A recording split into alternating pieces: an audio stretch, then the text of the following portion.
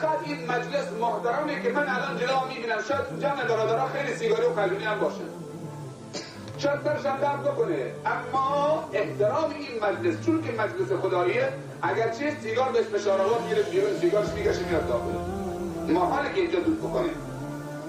اگر دود بکنه همه نگاه عجیبی بهش میکنن، مثل خیلی کار دیشتی انجام داده. پس عزیزان من تو باید قدر رو بدونی. هر کسی قدر رو شناخت و قدر رو دونست و قدر خودش و دین و ایمانش رو دونست و قدر این نعمتهای خداوندی رو دونست، نهایتا خداوند عزوجل این نعمت رو برای خودش و اولادش ذخیره میکنه و ازش نمیگیره. شکر نعمت از افزون کند، کفر نعمت از کفر بیرون کند. خدا جزای خیر بده به برادر من صالح چیه کاملش برازش.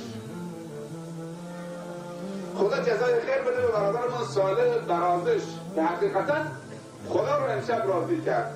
با این مراسم اسلامی خدا و پیغمبر خدا صلی الله علیه و و فرشتگان خداوند که همه چه هجوم آوردن به اینجا. منظور از فرشتگان شمایی. هر مسلمونی که پاک زندگی کرد مثل فرشته است. اینجا مجلس فرشتگانه، مجلس شیاطین نیست. هیچ شیطانی وارد اینجا نشده. شیطان نمیتونه اینجا بیاد. شیطان جایی که ذکر خداست نمیاد. اگر به جای این ساز و نواره و سینه ناموس ما اینجا میلرزید و شراب بود و چاقوکشی و الواتی و چشچرانی، اینجا جای شیطان و مومنین نمی آمدن، فرشتگان هم نمی آمدن. پس عزیزان من اینجا مجلس خداییه. کی این مراسم برگزار کرده؟ بنده خدا. چه سنتی رو اینجا قرار داد؟ اولین مراسم اسلامی در سایه خوش. هر کسی بعد از این ساله بیاد عروسی اسلامی در اینجا برگزار بکنه، ثوابش اول تو جیب صالحه. به ثواب خیر شد. هر کسی ثواب خیری شد تا قیام قیامت. هر کسی به اون خیر عمل بکنه و به اون سنت عمل بکنه و به اون آیه عمل بکنه و به اون حکم عمل بکنه، ثوابش اول تو جیب خودشه. در حدیث وارد شده که آیا یکی از شما عاجزی که روز 100 تا روزه میگیره، روز 200 تا روزه میگیره، روز 1000 تا روزه میگیره؟ یکی سوال کرد یا رسول الله صلی الله علیه وسلم، ماه رمضان 30 روزه، هر روزی که روزه میگیره میاد روز حساب خب درسته یک روز حساب میشه، اما هر کسی که 1000 تا روزه‌دار رو افطاری داد که روزشون رو باز بکنن هنگام غروب، ثواب هر 1000 تا رو برای خودش گرفت. حالا چی میگی؟ با 1000 دانه خرما 1000 تا روزه‌دار رو افطاری بده، ثواب کامل اون 1000 تا رو گرفت، مثل که روز 1000 تا روزه گرفت. هر کلمه‌ای که شما اینجا بشنوی، اگه 100 کلمه بشنوی و این 100 کلمه عمل بکنید، کلام من نیست، کلام خدا و رسول خداست. این 100 کلمه بهش عمل بکنید به 100 نفر دیگه یاد بدید، ثوابش مال صالحه. حالا خدایی نکرده اگر صالح آورده بود، ساز و لوتی آورده بود اینجا، هر نفری که هر یک قطره مشروب می‌نوشید گناهش مال این بود.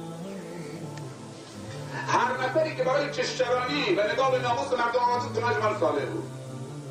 هر دعوا و چاپکشی که میشد گناهش مال این بود. این مراسم برگزار کرد، سبب فساد و فتنه شد.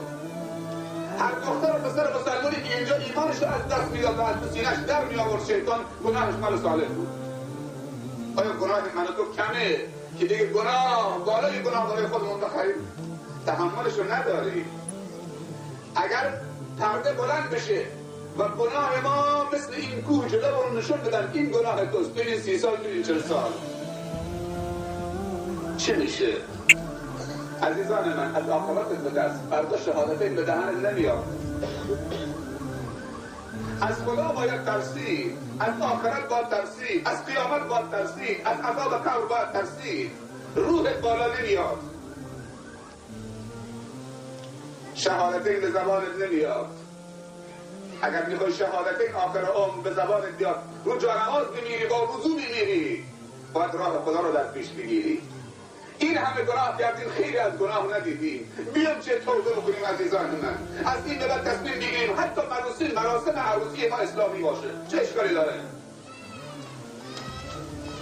مردم به خدا رسیدن، کل دنیا دیندار شده، خواننده ها، هنرپیشه ها و رقاصه ها توبه کردن، کفار داره مسلمان میشه. جوانای مسلمان امروز چه شده؟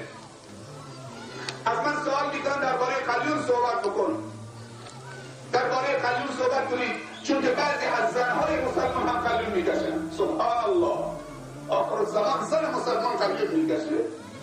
چی شده دیگه؟ میخواد چی بشه؟ واقعا آدم وقتی این چیزایی رو میشنوه تعجب میکنه. زن مسلمون که اسمش فاطمه و عایشه و زینب و کلثومه و سمیه است و مریمه قلیون میکشه. دیکتاتور کن چی رقاصه شده؟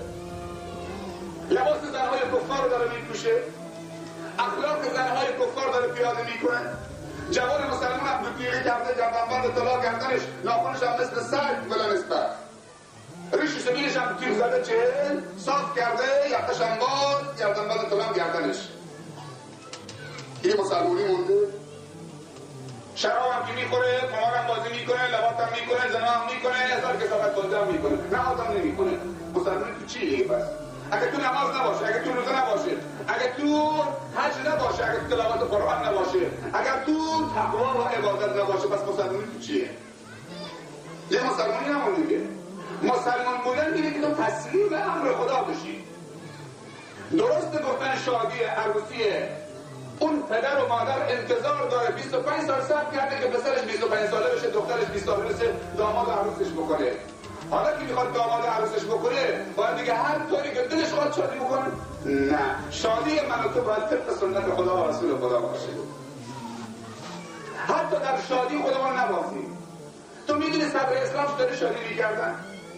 صدر اسلام صحابه بلند میشتن شمشیر بازی میکردن سر عروسی، کشتی میگرفتن، پهلوانی میکردن و نهایتا بزرگان دین اصحاب سخنرانی میکردن سر عروسی. اما امروزه سر عروسی ها شب جمعه شده شرابخوری، چاقوکشی، الواتی، پول داره به هوا میره.